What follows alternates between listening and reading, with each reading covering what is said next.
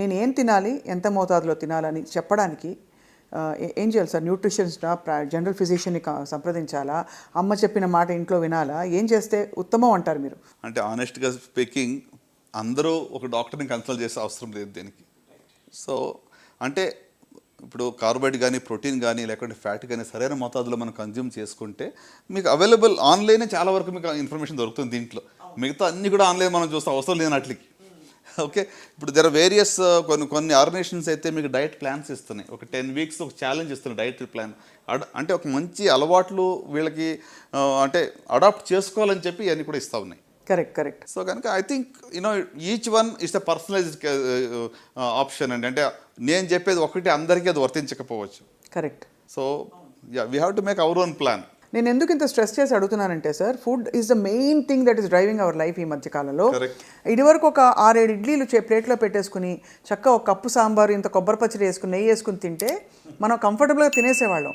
ఇప్పుడు ఎందుకో హరాయించుకుంటాం, లేదా ఎన్ని క్యాలరీస్, ఒక ఇడ్లీ ఎంత సైజ్ ఇడ్లీ, ఇవన్నీ చూసుకుంటూ అంటే చూసుకోవాల్సిన పరిస్థితుల్లో ఇన్ఫర్మేషన్ కూడా వచ్చేసింది. సో తినేటప్పుడే ఒక స్ట్రెస్లో తింటున్నాం మనం.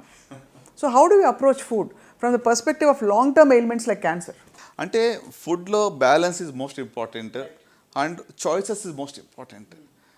ఫండమెంటల్గా చెప్పాలంటే green leafy vegetables, fruits, 4 to 5 servings of fruits in your meals is going to do lot of good అండి. అంటే ఇందాక మనం టొబాకో గురించి మాట్లాడాం కదా, అట్లానే ఫ్రూట్స్ అండ్ వెజిటబుల్స్ పర్సే ఒక 20% క్యాన్సర్స్ తగ్గిస్తాయి. ఓహో, అమేజింగ్. దాంట్లో ఉన్న యాంటీ ఆక్సిడెంట్స్ కానివ్వండి, దాంట్లో ఉన్నటువంటి ఒక న్యూట్రియంట్స్ కానివ్వండి, they fight cancer causing substances or cancer ప్రారంభం అయితే కూడా దాన్ని ఫైట్ చేస్తాయి. సూపర్ ఫుడ్స్ నిజంగా సూపర్ ఫుడ్స్ అయినా సార్? మొరింగా పౌడర్ అని, అంటే మినగాకు తీసి ఇంకేంటది అలాగే రకరకాలు వచ్చాయి ఈ మధ్యకాలంలో, వీట్ గ్రాస్ ఒకటి. Are these truly super foods? As an oncologist do you subscribe to that at all? You don't. So basically మనం ఏదైనా సహజ సిద్ధమైన పద్ధతుల్లో మంచి వ్యాయామంతో, ఫిజికల్ యాక్టివిటీ మీరు చెప్పారు చాలా ఇంపార్టెంట్. వారానికి 30 minutes చొప్పున పర్ డే 4 days చేసిన చాలు.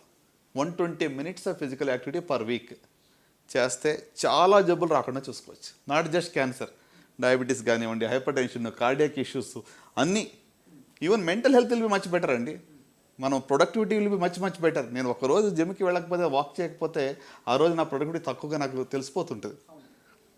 సో ఫిజికల్ యాక్టివిటీ అనేది నిజంగా అంటే పోస్ట్ కోవిడ్ ఎక్కువ మంది ఇంకా స్క్రీన్ అడిక్షన్ ఎక్కువ అయిపోయింది. ఇప్పుడు అన్నీ కూర్చుని చోట వస్తున్నాయి కదండి మీకు, స్విగ్గీలు, జొమాటోలు, ఎక్కడ బయటికి వెళ్ళి ఎక్కడికి వెళ్ళక్కర్లేదు కూడా, కూర్చుని చోట అన్నీ వచ్చేస్తున్నాయి.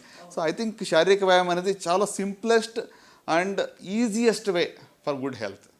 అంటే మంచి ఆరోగ్యం కోసం ఎక్స్పెన్సివ్ ఏమీ మనం చేసే అవసరం లేదు. ఫుడ్ చాయిసెస్, ఏమంటే physical activity, right, drink lots of water, ఇవన్నీ దీనికి ఖర్చుతో లేని పని ఇది. కానీ ఇవి చెయ్యి మనం. సార్ మామూలుగా అందరం అదే ఫుడ్ తింటాం, మోర్ ఆర్ లెస్ ఒక 80% స్పెక్ట్రమ్ ఒకే చోట ఉన్నాం ఇంచుమించుగా. కానీ కొంతమందికే క్యాన్సర్ వస్తుంది. ఆ కొంతమందిలో ఈ క్యాన్సర్ కణాలని ప్రేరేపించడానికి ఏ లక్షణాలు ఉంటాయి? Is it genetics? Is it something else that invites cancer?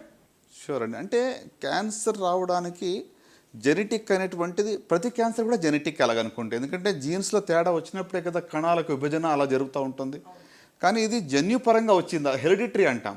So hereditary అంటే మీకు వంశపారంపర్యంగా కుటుంబంలో వచ్చేటువంటిది. దాని యొక్క రిస్క్ అనేది 5 నుంచి 10% మాత్రమే ఉంటుంది. సో మిగతా 90 నుంచి 95% అనేటువంటిది మనకు నేచర్లో ఉన్నటువంటి మనం ఎక్స్పోజ్ అయినటువంటి కార్సినోజెన్స్ వల్ల మనకు వస్తూ ఉంటుంది. సో ఇప్పుడు మీరు అన్నారు ఏ ఫుడ్లో ఉన్న ఏ కార్సినోజన్ ఎప్పుడు ట్రిగ్గర్ చేస్తుంది, ఇట్ డిపెండ్స్. ఇప్పుడు కొంతమంది ఏమంటారు దగ్గరికి వచ్చి, మా ఫాదరు 40 ఏళ్ళుగా స్మోక్ చేశారండి, ఆయనకి ఏ లంగ్ క్యాన్సర్ ఏం రాలేదు, ఎందుకు మానేయాలి?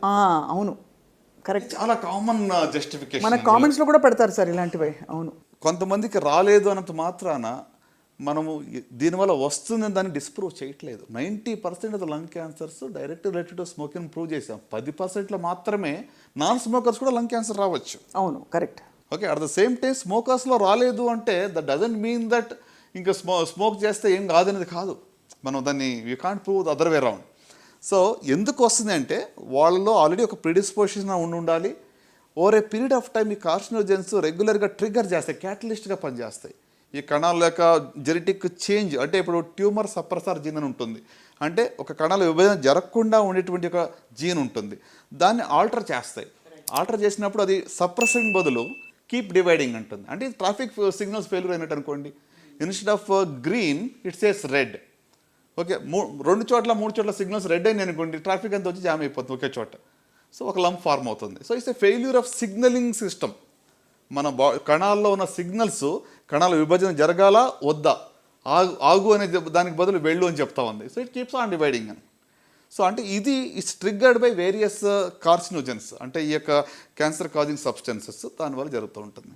సార్ ఆటో ఇమ్యూన్ కండిషన్స్కి క్యాన్సర్కి ఏమైనా సంబంధం ఉందా? ఆటో ఇమ్యూన్ దాంట్లో కూడా కొంతవరకు ఇమ్యూనిటీ అనేటువంటిది మరి తక్కువగా ఉండటం వల్ల రిస్క్ ఆఫ్ క్యాన్సర్ అనేది పెరుగుతుంది ఆటో ఇమ్యూన్ కండిషన్స్ ఉన్నవాళ్ళు. Right. And my final question with foods and cancer sir, మనకి మన చేతుల్లో లేనివి కొన్ని ఉంటాయి. పెస్టిసైడ్స్ బాగా వాడేయడం, టాక్సిన్స్, మనకి ఈ మధ్య కాలంలో కొన్ని దేశాల్లో మసాలాల్లో కూడా ఎన్నో కార్సినోజన్స్ బయటపడ్డాయని చెప్పి బ్యాన్ చేస్తారు. ఇప్పుడు ఇవన్నీ సర్వసాధారణంగా అమ్మ చేతి ఇంటి వంటే కదా, దీనిలో కూడా ప్రాబ్లం ఉంటే ఇక ఎక్కడ పోవాలని తలపట్టుకుంటున్నారు.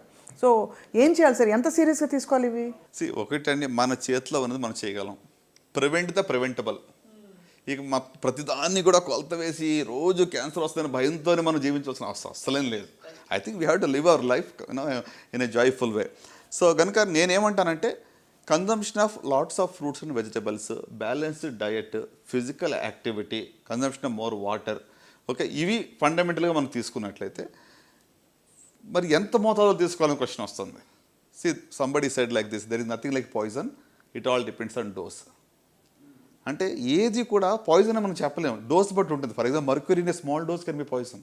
సో కాబట్టి కొన్ని విషయాల్లో ఎంత అనేటువంటిది డోస్ మీద మనం అన్లిమిటెడ్గా రెడ్ మీట్ కన్జంప్షన్ చేస్తున్నాం, అన్లిమిటెడ్గా you are taking fatty diet, you're taking more calories, you're becoming obese, more risk. So కనుక ఆ బ్యాలెన్స్ అనేది we have to define and we have to adapt అని అంటాను. సో ఈ ఇథైలిన్ ఆక్సైడ్ తర్వాత ఇలాంటివన్నీ కూడా పెద్దగా అంటే చూడండి, ఇప్పుడు ఇథిలిన్ ఆక్సైడ్ గురించి మీరు అడిగారు, కరెక్టే. సో దీనివల్ల ఏంటంటే ఒక 50 times లేకపోతే 100 times ఎక్కువ మోతాదులో అది ఉంది than the permissible whatever limits అని చెప్తూ ఉన్నారు. సో డెఫినెట్గా ethylene oxide is a carcinogen, there is no doubt. కానీ మరి ప్రతి ఫుడ్ మీరు తీసుకునేటప్పుడు మీరు మెజర్ చేయలేరు కదా. How can a common man take it? I think దీనికి ఏంటంటే మనకి లెజిస్లేషన్, మన వాట్ ఎవర్ రెగ్యులేటరీ బాడీస్ ఉన్నాయో they have to be more stringent. అవి పీరియడ్గా చెక్ చేసి వాళ్ళు అట్లీస్ట్ మనకు అష్యూర్ చేసి ఫుడ్ మనకి ఇస్తే మనం తీసుకోగలం. కానీ మనం we cannot measure whether ethylene oxide is there or not. So as much as possible నేచర్కి దగ్గరగా బ్రతకడం అండ్ సమతుల్యమైన జీవనశైలి, ముఖ్యంగా బాగా వ్యాయామం చేయడం, ఏదో విధమైన ఫిజికల్ యాక్టివిటీ అవసరమని సూచిస్తున్నారు sir. It's very very enlightening sir. అంటే చాలా